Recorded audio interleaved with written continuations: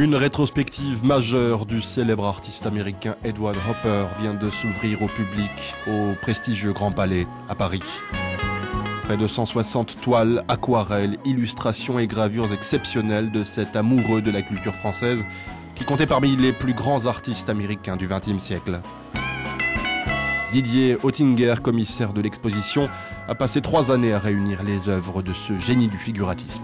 Le paradoxe de Hopper, c'est qu'il passe pour être l'artiste le plus américain, alors qu'en fait, ce qu'il montre, c'est l'envers du rêve américain. L'Amérique, c'est le mouvement, c'est la masse, c'est l'énergie absolument effrénée. Et Hopper, c'est la solitude, c'est l'immobilité, c'est la réflexion, c'est la méditation. Et ça n'a pas toujours été vu.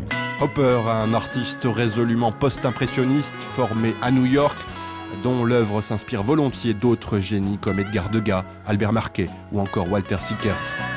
Un travail proche du fauvisme qui donne sa part belle à la société américaine des années 20. C'est une critique de la société américaine telle qu'elle est devenue.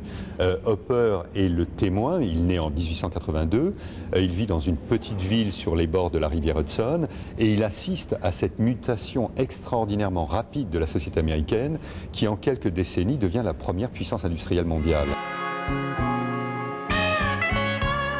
Edward Hopper illumine les arcanes du Grand Palais à Paris jusqu'au 28 janvier prochain.